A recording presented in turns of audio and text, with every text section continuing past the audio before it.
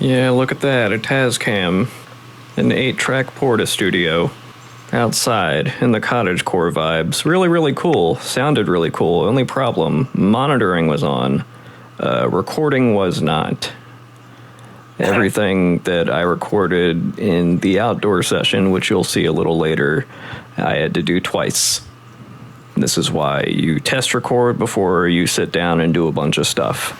By the way, check this shit out. I call it my star-spangled elf fit. This'll teach you to pick me last in dodgeball. Or whatever this guy plays.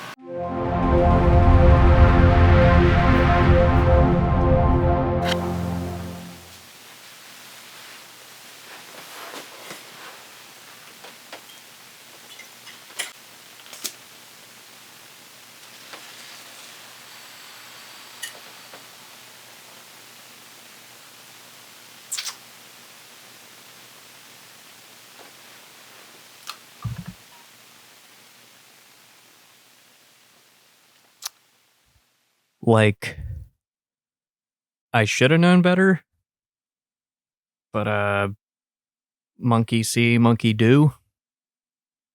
I wonder how he does that without it exploding everywhere. It goes against all common knowledge on how carbonation works. Let's see if I can get the rest of this without it blowing up in my face. I've needed to record something for a while. I've had a hell of a month. You read the title. I've hyped up this band off and on the channel. Like, I could go the fuck off. My enthusiasm for this group is so intense that ideally, if I do like a full deep dive, it's going to be Lords of Lo-Fi. In fact, 1 or 2 episodes after Lords of Lo-Fi, you know, once I really started to understand how deep that rabbit hole goes, the series has become like a thing to do until I get to these motherfuckers. My life's not currently in a place where I can work towards that, but today's a special day, because this thing turned 30. So at the very least, I can talk about that, right? Again, noting that I'm an obsessive, there's so much lore, so much tiny factoids that go into the mythology of this band, that the best thing I can do for a video like this is to give you the 101. 101 being Robert Pollard, Dayton, Ohio native, grew up listening to a lot of the same bands that a lot of us grew up listening to. The Beatles, The Who. Card full. You're a fucking failure. 1 second, guys. Stay here. Wallow in the puddle that is my sadness, as well as a smidgen of Miller Lite. Bob Pollard is a name that I first mentioned, except not all the way, back in my Dr. Dog video. Those 4 Bs were themselves a reference to the 4 Ps of rock, the 4 primary ingredients of Guided by Voices: pop, punk, prog, psych. The pop is most derived from the British Invasion, Beatles, Stones, Who, Kinks, Zombies, Herman's Hermits. So I just said a bunch of nonsense that isn't going to go into this because I don't want it to be a history lesson on GBV. I want to emotionally relay why I love this record. So if I can 101 the 101, Guided by Voices is a bunch of Dayton, Ohio natives, led by Bob Pollard, high school superstar athlete, very promising throwing arm, threw a no-hitter, took on a teaching job to pay the bills to provide for his family. Between shifts, he would make music and collages, as he did as a child. He would record in basements, garages, with a couple of pals, and a ton of beer. I call this striped white jet fuel. They made quite a few records in the 80s, got either lukewarm or semi-enthusiastic feedback from people, while ultimately just making it because they liked making music. Then in the 90s, with a string of releases from Propeller to Vampire on Titus to this, they became the GBV that I stumbled across, which was around pandemic. I, big Who head, self-proclaimed neo-boomer, gravitated towards these records, at first just Alien Lanes and Under the Bushes, Under the Stars, which came immediately after this guy, and they just had this mysterious pull. It's hard to put into words how it felt to first stumble upon these guys, realize just how much of their music there was to explore, and just...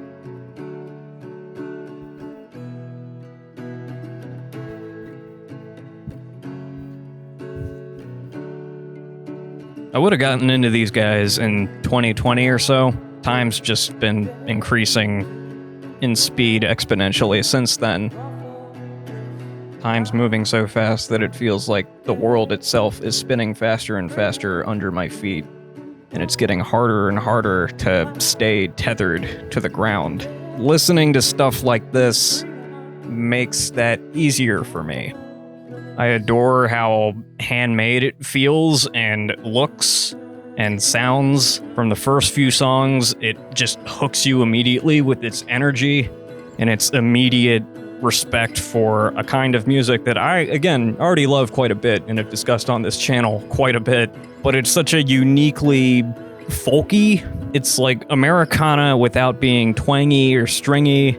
It's the kind of Americana that goes unexplored in a lot of discussions on what the hell our art is about. Like, if you really want to dive into the making of this thing, I highly recommend the B1000 entry in the 33 1/3 series. It's a collection of essays assigned to one dudo who goes out and looks for other dudos, including members of the band, producers, fans who provided like anecdotes of memories or feelings that they attach to this record. It's a cool idea.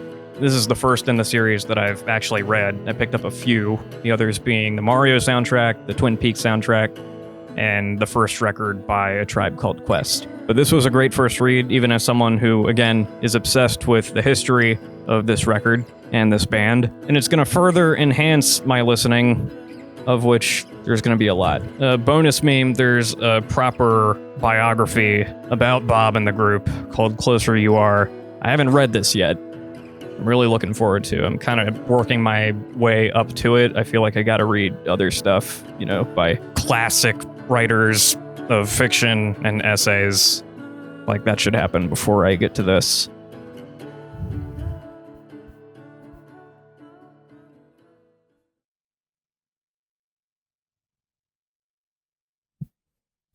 This sucks.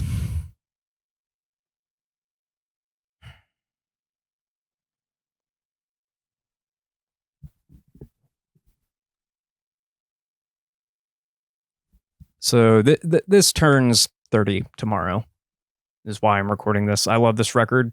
Strongly recommend people who, like me, or at the very least like the same things that I do, to pull it up on Spotify. It's also on Bandcamp. Again, this was a spur-of-the-moment thing. I thought I was going to talk about more than I ended up doing. I think those notes will be better served in Lords of Lo-Fi, Guided by Voices, whenever that happens. Let's...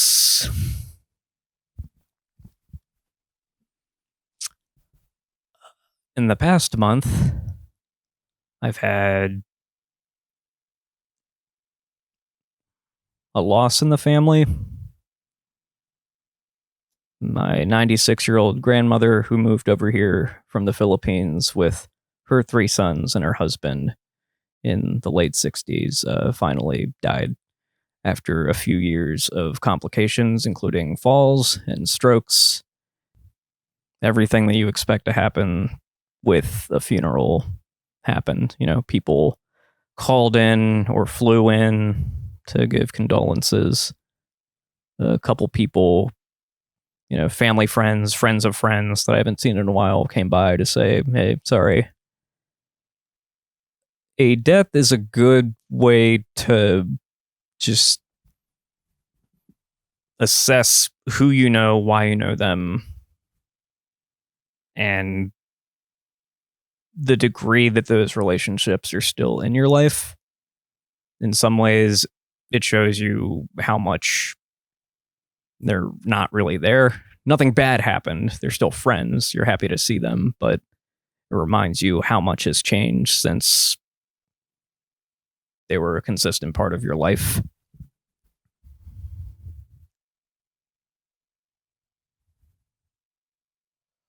Yeah.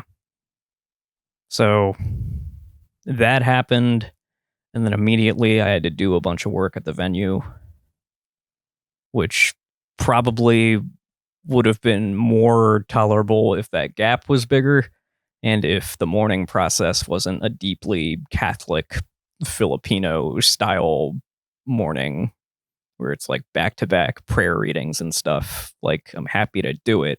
It's part of my family traditions, and I want to respect all of that junk.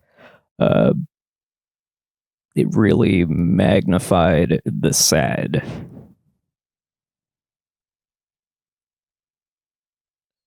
So, yeah, doing a job that is a good job, is a doable job, is a job loosely related to stuff that I want to do, yet I nonetheless loathe.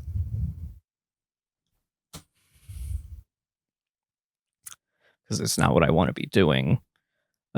Doing a full festival of that kind right after this happened, this sucked. And then just this last week, I became an uncle. My sister had a beautiful little girl who I haven't met yet. Just to trigger all of the thoughts that are the opposite of the lost thing. You know, it's beautiful, it's poetic, it's very full circle of life, Elton John, etc. All that gave me whiplash. That more than anything else has reminded me how much time has passed since I last really weighed in on the passing of time.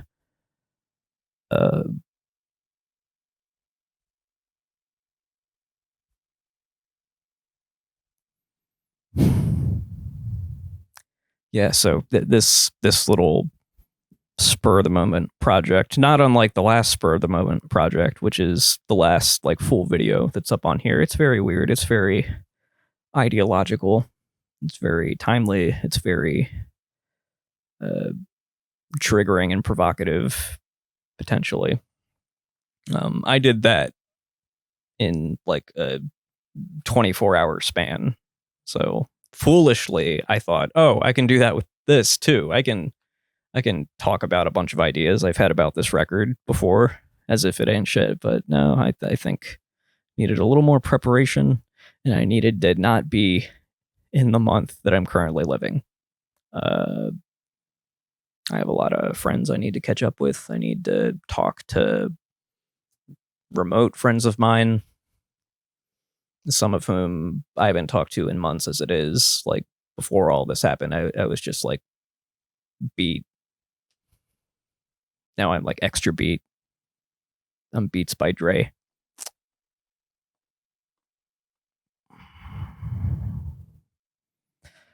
I really value stuff like this because, again,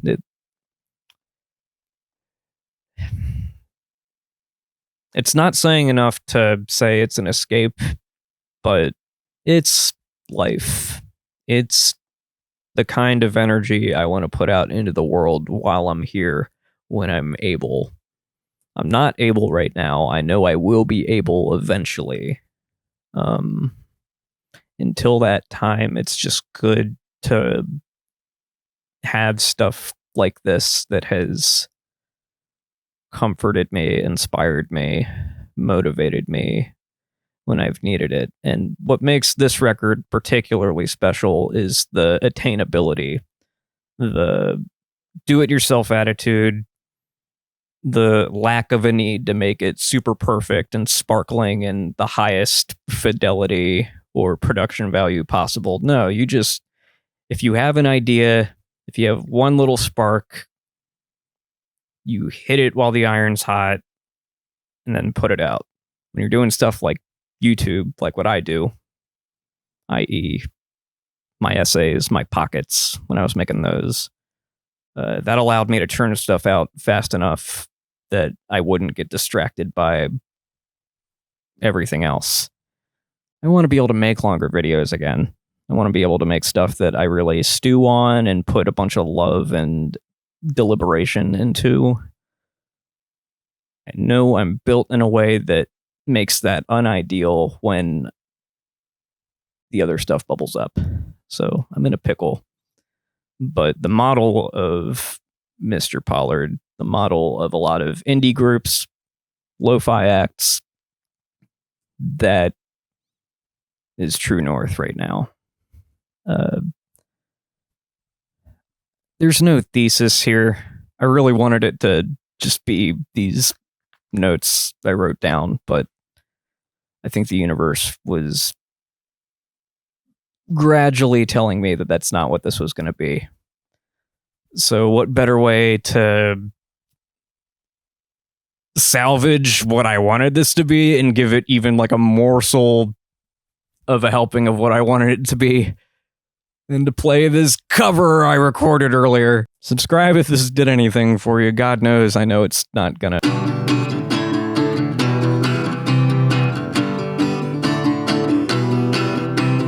Tower to the skies, an academy of lies, and what goes up surely must come down. We felt the mighty blow up and the walls coming down, or something like that.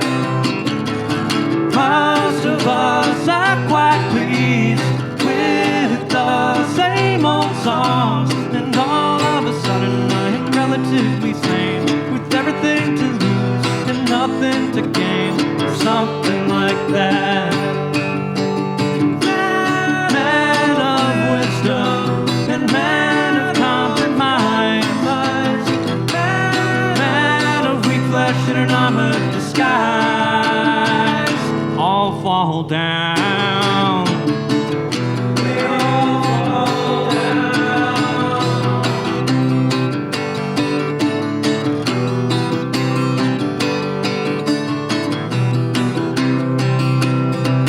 If it's right, you can tell. There goes Myron like a siren, with endurance like the Liberty Bell. Tells us of the dreamers, but he's cracked up like the road. He'd like to lift us up, but we're a very heavy load, and we're finally here. And shit, yeah, it's cool.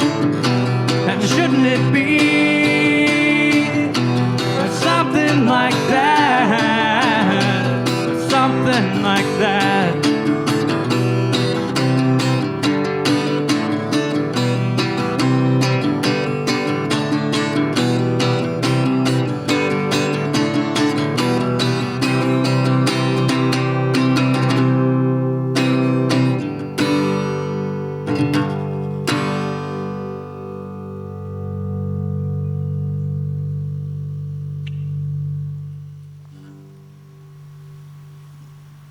Thank God it's over.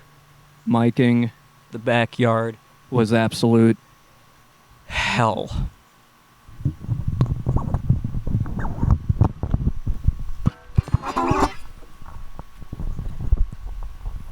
Hope to God that worked.